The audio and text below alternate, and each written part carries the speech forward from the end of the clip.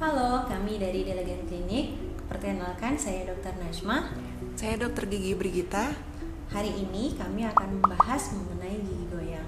Dok, kita akan membahas langsung ya dok ya. Apa sih penyebab dari gigi goyang itu? Nah, penyebab dari gigi goyang ini biasanya ada berbagai macam. Biasanya karena trauma pada gigi tersebut, atau biasanya karena adanya infeksi pada jaringan lunak sekitar gigi.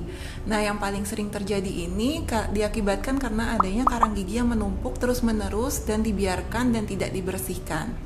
Oke, pertanyaan berikutnya. Apa sih yang bikin gigi goyang ini menjadi normal kembali? Nah, pada dasarnya gigi yang goyang ini dapat kembali menjadi normal atau tidak goyang kembali ya dok. Nah, biasanya kita perlu menghilangkan faktor dari penyebab gigi goyang itu. Dimana kita harus menganalisis dulu nih dok, apa penyebab gigi tersebut goyang. Kemudian setelah kita ketahui dari penyebab gigi tersebut goyang, maka kita menghilangkan faktor dari penyebab gigi goyang tersebut. Salah satu contohnya seperti apabila terdapat karang gigi yang menumpuk, maka kita harus melakukan tindakan scaling. Namun pada gigi yang goyang ini bisa kembali normal apabila kita perlu melihat derajat kegoyangan gigi tersebut. Di mana pada derajat 1 sampai 3 biasanya masih kita dapat lakukan perawatan seperti splinting. Namun pada gigi goyang derajat 4 tidak dapat dilakukan perawatan dan perlu dilakukan pencabutan. Untuk splinting itu sendiri apa ya dok? Jadi untuk splinting itu kita menggabungkan gigi-gigi yang sudah goyang tersebut ke gigi-gigi yang masih kuat dok.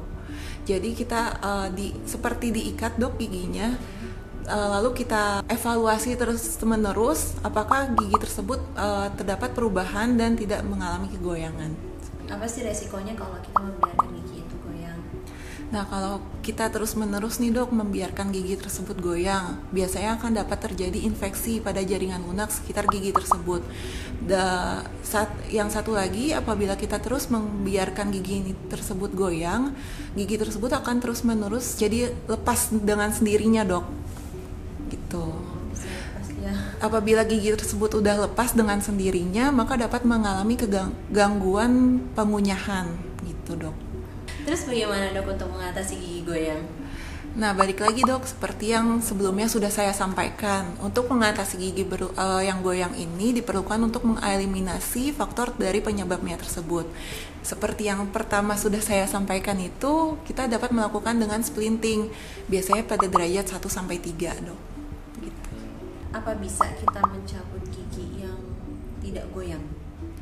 Pada pencabutan gigi yang tidak goyang ini biasanya dilakukan pada beberapa kasus dok.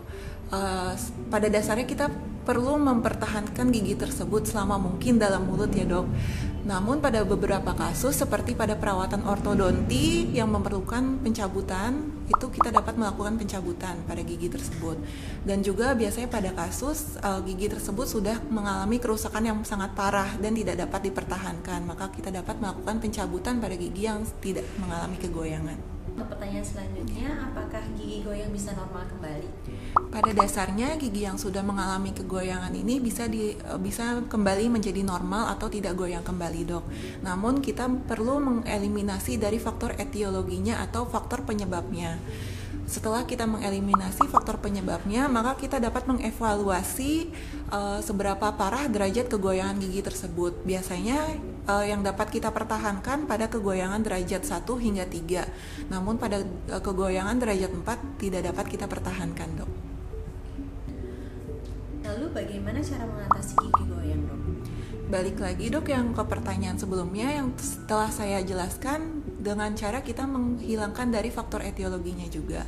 Setelah itu kita juga perlu mengedukasi kepada pasien bahwa pasien diperlukan untuk menjaga kesehatan gigi dan mulutnya.